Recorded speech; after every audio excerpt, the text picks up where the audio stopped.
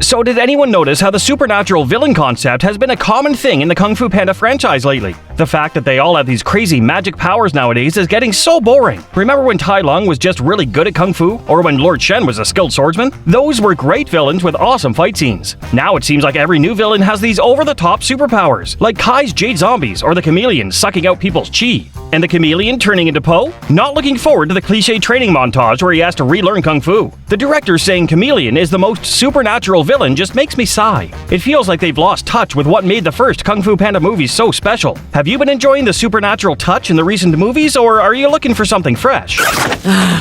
Yeah, I think it's a little too late for that. It's never too late to do the right thing. Remember Po and Zen's first meet and fight scene, so Po always has a tendency to accidentally damage the Urn of Whispering Warriors, which I've already broken twice! A recurring motif in the series. The urn is now kept in the Jade Palace's Hall of Heroes. As a nod to this tradition, the filmmakers decided to incorporate a similar mishap in the new film. We felt it was fitting for the vase to meet its fate once again. Po just can't seem to catch a break. As someone who appreciates the franchise, I particularly enjoyed that scene because it echoed one of the most humorous interactions between Po and Shifu from the original movie. Oh no! He's got a walking stick. What are you gonna do, stroll me to death? I am the Dragon Warrior! Mr. Beast is getting cancelled by movie lovers for voicing Panda Pig in Kung Fu Panda 4. Okay, skidoosh. Fans have been sharing their thoughts on Mr. Beast's unexpected cameo, saying things like, "We didn't want this," and "Why is Mr. Beast in Kung Fu Panda 4? He's not an actor, and kids probably won't even recognize his voice." Alright, skadoosh! We are so close, we've almost got it. Others agree, saying there are plenty of trained voice actors who could have done the job. They think Mr. Beast should stick to YouTube, but not everyone's upset. Some people think it's cool that he's in the movie. They were excited about it. I mean, he's in it for barely 5 seconds and has one dialogue, which is Gadoosh. It's not really a big deal, guys. I think we should give the guy a break. He's practiced so much for this. As loud as you can go. Skadoosh! Bro, you got the part. You're gonna put me in the movie? You're in. You have passed the test. This is one of my favorite Easter eggs from Kung Fu Panda 4, the Bruce Lee move. When the movie starts, in the scene we see Po flicking his nose with his thumb. Director Mike Mitchell revealed that this was inspired from the Bruce Lee move, a very quick body language gesture that the legend does before every fight. Hence, this was lent to Po before his first fight as homage to the great Bruce Lee. Yeah, I think it's a little too late for that. It's never too late to do the right thing. This is one cool detail you probably didn't notice in Kung Fu Panda 4. So in the scene where Zen and Po are in the tunnel trap, they're seen using an awesome tactic to swing each other one by one to gain velocity. That's when I remembered seeing Po use this same tactic elsewhere. In the scene when Tigress and Po are trying to escape Shen's family home, they employ this exact same technique. Hats off to Zen, a tiny little fox, successfully swinging Po, a huge-ass panda, across in the air. Have you wondered the physics part of it? Okay. So I noticed something weird in the new Kung Fu Panda 4 trailer. In the shot where Po is meditating under the tree and trying to achieve Dinner, please. I noticed an extra plant/tree growing, which wasn't there before in the previous movies. That's when I realized, guess what? This is the tree growing from the seed that Shifu and Oogway planted previously in the first part. This detail is so awesome. I love and appreciate the attention the creators have given to minute little things. Okay, let's focus and get back to our breathing. You'll love this crazy reference in Kung Fu Panda 4. So in the scene where Po and Zen have a face-off, there's this part where Zen throws the sword on Po to probably harm him, and he just smoothly glides it and sticks it to the ground. Guess where he learned this from? Yes, from his Shifu. The same scenario happens in the first movie where Master Shifu does the same thing when Tai Lung throws one at him. Well, that explains the wink. A proud student of a skilled teacher.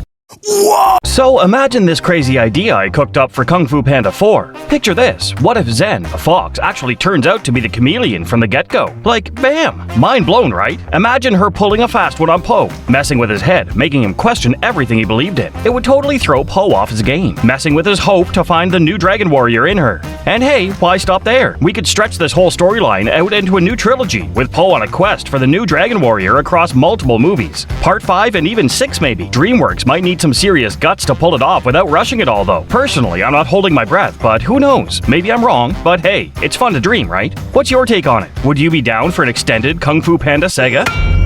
You faker! It's not faking, it's called method. Catch you later, Panda. Focus! Fans apparently hate Zen in Kung Fu Panda 4.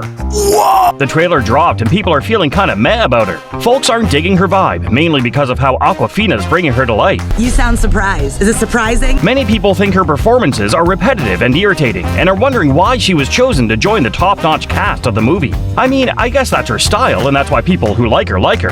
Fans are also disappointed with Zen's generic design, which doesn't gel with the stylized aesthetic of the series. Her design feels off compared to the rest of the gang. The trailer's also heavy on cheap humor and doesn't feature the Furious 5 much, which is a bummer. It's not all doom and gloom though. The trailer might not be hitting the mark, but there's still a chance the actual movie will deliver the goods. Maybe the Furious 5 will make a comeback, and maybe the humor will level up once we're in the theater. Sure, there are a few warning signs, but let's not count Kung Fu Panda 4 out just yet. You faker! It's not faking. It's called method.